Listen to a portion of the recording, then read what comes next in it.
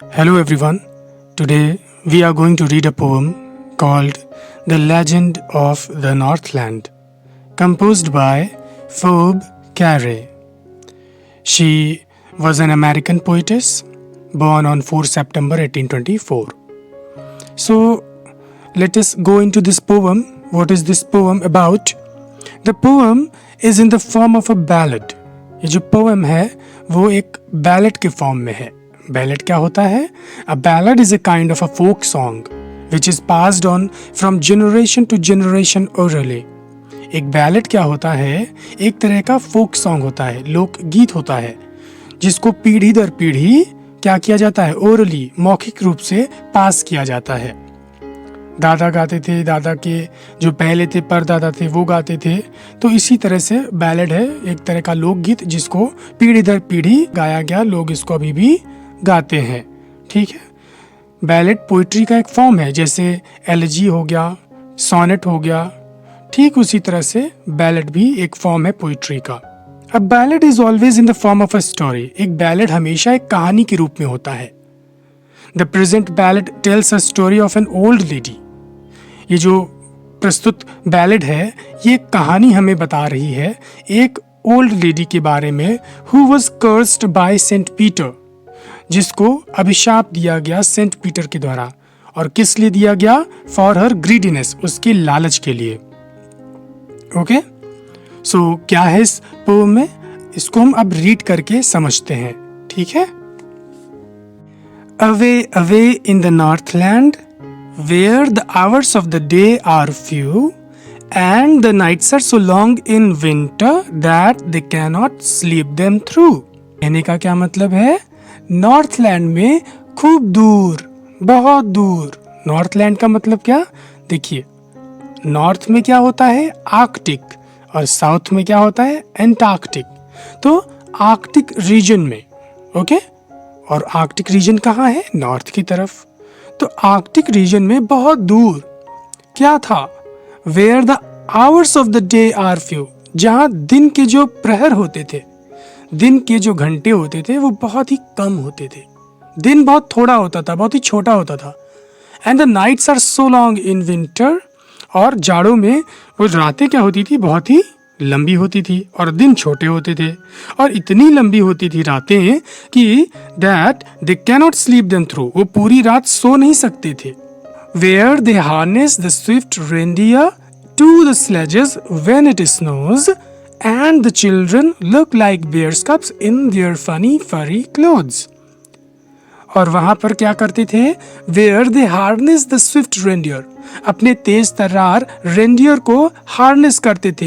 एक साज होता है जिसको हम जानवर के ऊपर बांधते हैं ताकि पीछे बग्गी या गाड़ी को क्या कर सके? उसमें फिट कर सके. टू द स्लेजेस, और वो गाड़ी कौन सी थी? स्लेज थी. स्लेज क्या होती है? बिना पहिए की गाड़ी होती है. ठीक है. Like this. When it snows, जब बर्फ पड़ती है, जब बर्फ पड़ती है तो वो क्या करते हैं? अपने स्विफ्ट रेंडियर को, अपने तेज रेंडियर को स्लेज में हार्नेस करते हैं, बांधते हैं. And the children look like bears cubs, और बच्चे कैसे दिखते हैं? भालू के छोटे छोटे जो कब्स होते हैं, बेबी होते हैं, बच्चे होते हैं, उनकी तरह बच्चे भी दिखते हैं. इन देयर फनी फरी क्लोथ्स, और वो किन कपड़ों में रहते हैं? कौन से कपड़े पहने हुए वो बेयर कब्स की तरह दिखते हैं? फनी एंड फरी, बहुत ही फनी, और फरी मीन्स रोएदार. ठीक है. ऐसे कपड़े वो पहने हुए होते हैं और बिल्कुल भालू के बच्चों की तरह वो दिखते हैं. कौन? उनके बच्चे. They tell them a curious story. I don't believe it's true.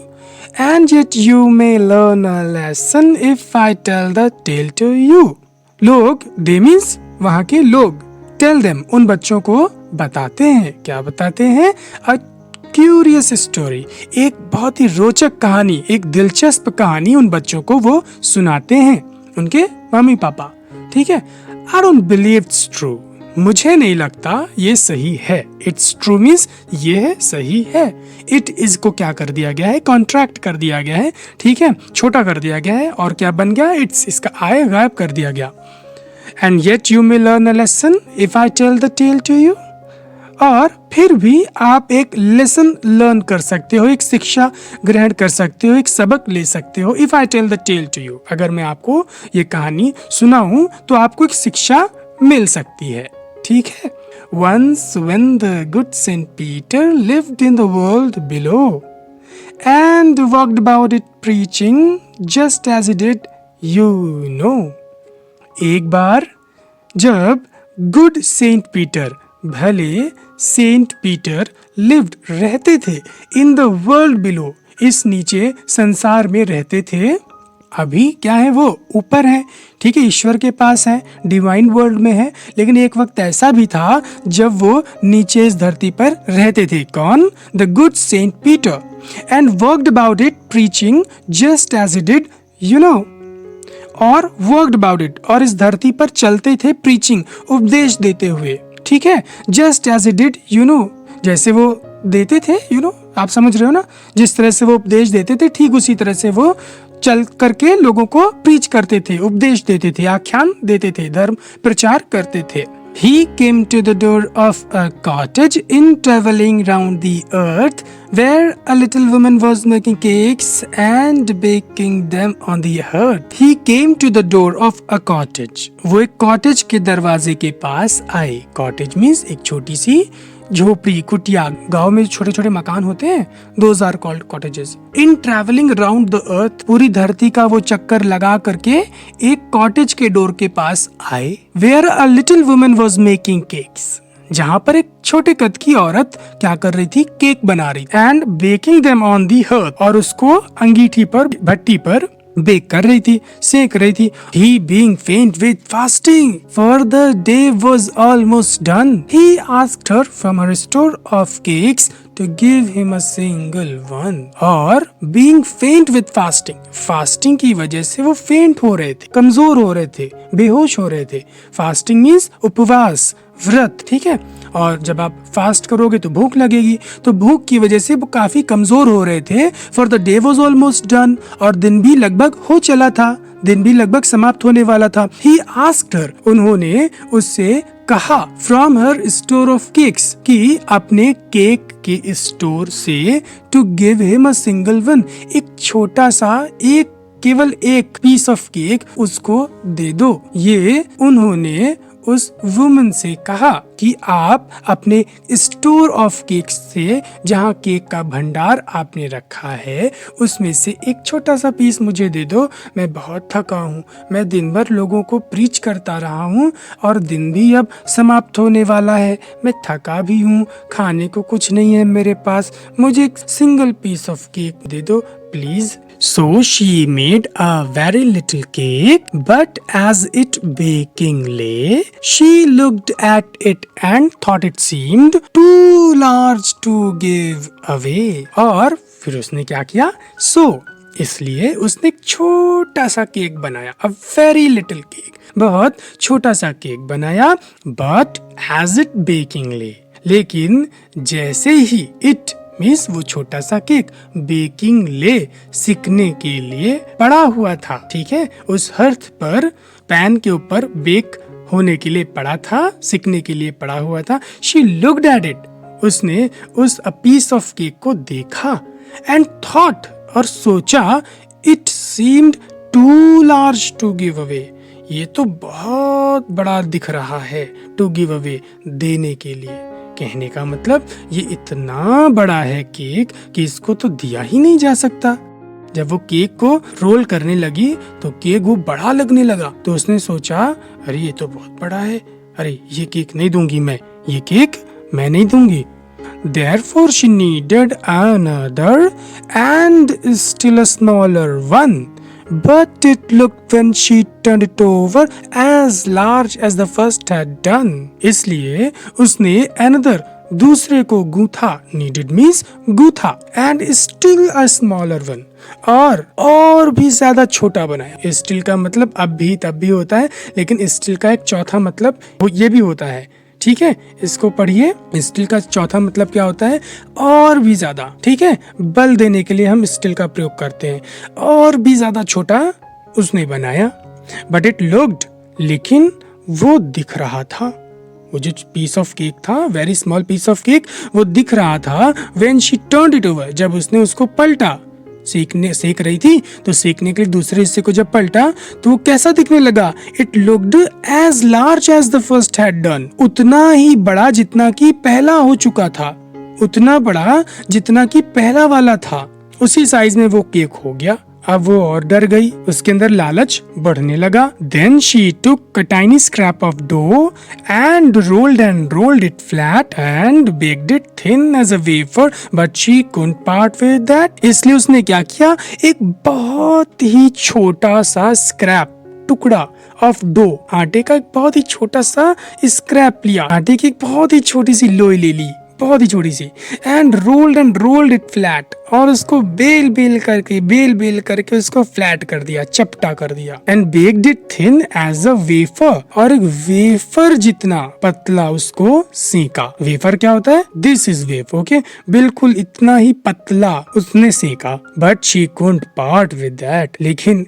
वो औरत भी ना उसको भी देने के लिए उसका जी नहीं किया। She couldn't part with that, वो उससे अलग नहीं हो सकती थी उस पीस ऑफ केक से। She couldn't part with means अलग होना। For she said, my cakes that seem too small when I eat of them myself are yet too large to give away, so she put them on the shelf।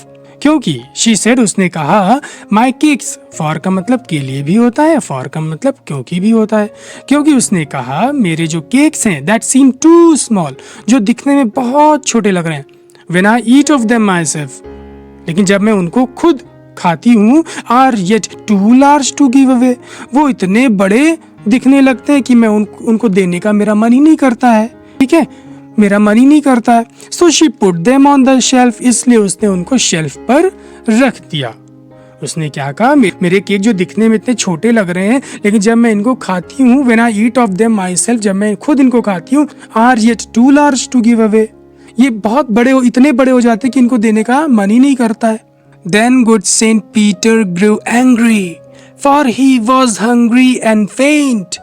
And surely such a woman was enough to provoke a saint।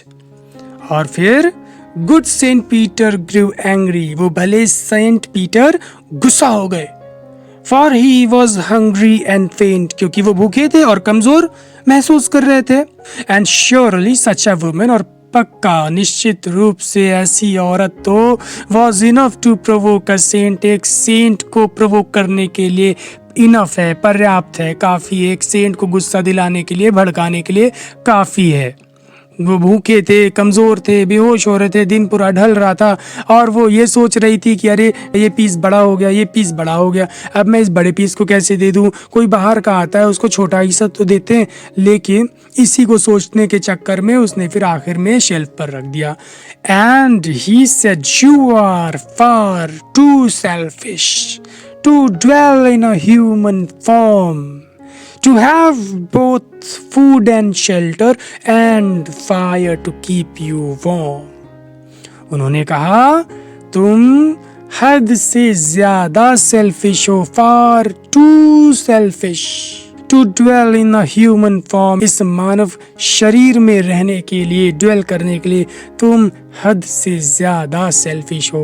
कहने का मतलब तुम इतनी ज्यादा selfish हो, स्वार्थी हो, कि तुम इस ह्यूमन फॉर्म में तो नहीं रह सकती, तुमको इस शरीर में रहने का कोई हक नहीं है, क्योंकि जो ह्यूमन होते हैं उनमें प्रेम होता है, उनमें दया होती है, उनमें उदारता होती है। But you have got no traits like that to have both food and shelter, you are far too selfish, तुम इतनी ज्यादा सेल्फिश हो कि तुमको फूड और शेल्टर जो मिल रहा है वो उसके लायक तुम नहीं हो। You are far too selfish to have fire to keep you warm, तुम इतनी ज्यादा सेल्फिश हो कि तुमको वार्म रहने के लिए, गर्म रहने के लिए जो फायर मिल रही है ना, वो भी तुमको मिलनी नहीं चाहिए। ये सेंट पीटर ने कहा। Now you shall build as the birds do, and shall get your scanty food by boring all day in the hard dry wood। अब तुम क्या करोगी?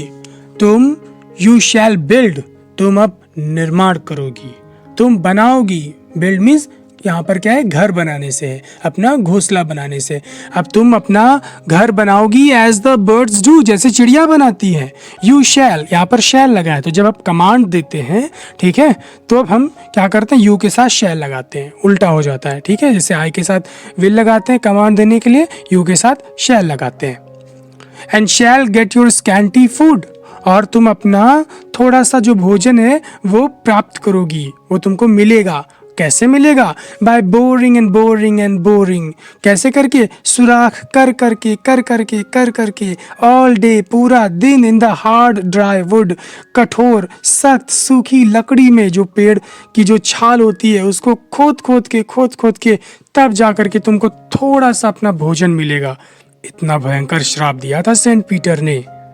इसलिए कभी भी कोई भी आपके गेट पर आए, उसको भले ही थोड़ा सा ही, लेकिन दीजिए जरूर, ठीक है। Then up she went through the chimney, never speaking a word, and out of the top flew a woodpecker, for she was changed to a bird. और फिर up she went, ऊपर वो चली गई, through the chimney, चिमनी से होकर के वो ऊपर चली गई, never speaking a word, एक भी शब्द बोले बिना, and out of the top, और ऊपर ऊंचे, फ्लू अ वुडपेकर, और वहां टॉप से, चिमनी के टॉप से बाहर निकली। कौन निकली? एक वुडपेकर उड़ करके निकली। For she was change to a bird, क्योंकि उसको एक बर्ड में चेंज कर दिया गया था सेंट पीटर के द्वारा, क्योंकि वो लालची थी। उसने सेंट पीटर को कुछ नहीं दिया खाने को। She had a scarlet cap on her head and that was left the same, but all the rest of her clothes were burnt black as a coal in the flame. She had a scarlet cap on her head. उसके सिर पर एक लाल रंग की टोपी थी। And that was left the same, और केवल वही सेम चीज बची हुई थी। क्यों? जब वो वुमन थी तो उसके सिर पर एक कैप थी रेड कलर की, और जब वो वुडपेकर बन गई तो वो रेड कलर का कैप जैसा उसके सिर पर बचा हुआ था, बिल्कुल same. But all the rest of her clothes were burned, लेकिन उसके जितने कपड़े थे वो सब बर्न हो गए, वो सब जल गए थे। ब्लैक, काले हो गए थे। As a coal in the flame, लव में, लपट में जैसे कोयला होता है, ठीक वैसे ही काले उसके कपड़े हो गए थे। And every school country boy has seen her in the wood where she lives in the trees till this very day, boring and boring for food. और हर गांव के स्कूल का बच्चा has seen her in the wood, जंगलों में उसको देखा हुआ होता है। गांव के जो बच्चे हैं उन्होंने उस औरत को, जो कि वुडपेकर में कन्वर्ट हो गई थी, उसको देखते हैं आज भी। Where she lives in the trees till this very day, जहाँ उन पेड़ों पर वो आज तक रह रही है। Boring and boring for food, खाने के लिए वो सुराख करती रहती है। आई होप आपको ये कविता समझ में आई होगी, ठीक है। भले ही एक लेजेंड है, लेजेंड का मतलब क्या होता है? एक दंत कथा, एक ऐसी कहानी जो सच भी हो सकती है और सच नहीं भी हो सकती है, लेकिन हमको क्या करना है? उससे सबक लेना है, उससे एक लेसन लेना है, ठीक है। फिर वो सच हो चाहे न सच हो। लेजेंड का मतलब जो पुराने समय से चलती आ रही कहानी है, ओके, और उससे हमको सीखने को मिले। तो आई होप आपको सीखने को मिला होगा कि कभी भी किसी को खाली हाथ मत जाने दो। Whatever you have, just give to them, whether it is a little bit of it. Okay? So read it, watch it. और ये क्या है? एक बैलेड है, तो इसको आप गा करके भी पढ़ सकते हो। Okay? So watch other videos also. Do like, do subscribe to the channel. Bye.